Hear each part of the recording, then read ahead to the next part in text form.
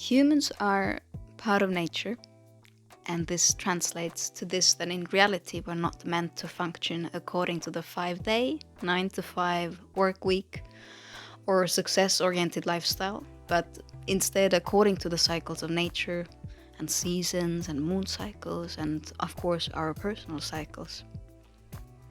This means when the seasons change, our diet changes, clothing and needs of our physical movement change, and also our mental and emotional states vary.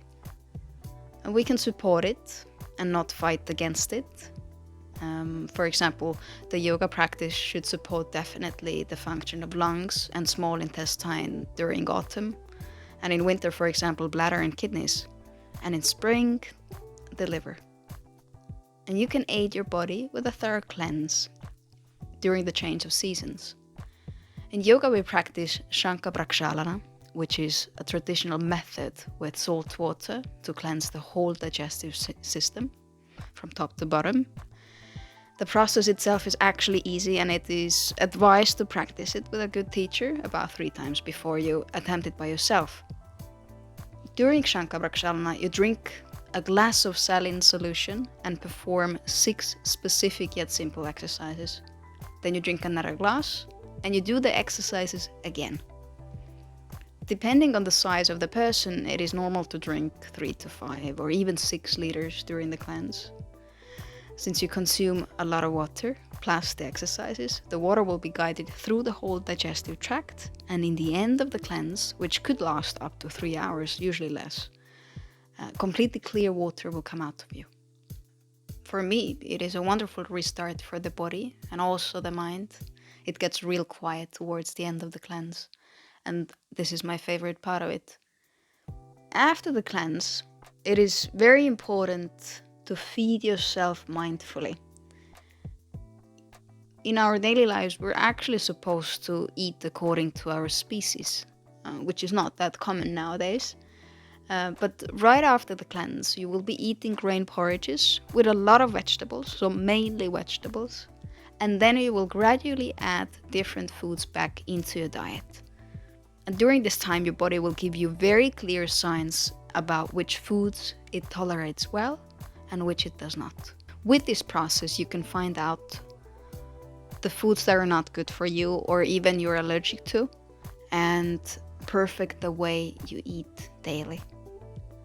Well, yogic lifestyle is a prophylactic and preventive way of living. And this means that I'm not only giving my body attention when something already has gone wrong, there's a disease or injury. Instead, I'm caring for my body and mind daily with the best food options, sufficient movement, right way of breathing, sufficient sleep and rest, and also, of course, good thoughts. And well, most of us are bombarded with stress throughout our lives, and it is most natural that we would take a break to cleanse, perhaps just rest or focus on our emotional needs every year. Because when the energy flows freely in your body, everything is all right. When you're on the right path, everything is good. And the moment something starts to accumulate somewhere, whether it is tension from bad posture or constant sitting or moving way too much, or perhaps stuck emotions from unresolved situations and relationships or toxins from our environment, all of those need to get out of your system. There are 3 types of stress: physical stress, mental and emotional, and chemical stress. Physical stress is usually diseases, injuries, bad posture, and overload. Mental emotional stress usually comes from complicated relationships and communication within the family or workspace. Or, for example, financial struggles, and most of all, the relationship with yourself. Chemical stress is actually harder to notice because it can be from the food that you're eating, pesticides, additives, alcohol, or city and factory pollution, cosmetics that you use on your skin, clothing, the chemicals used for coloring and packaging.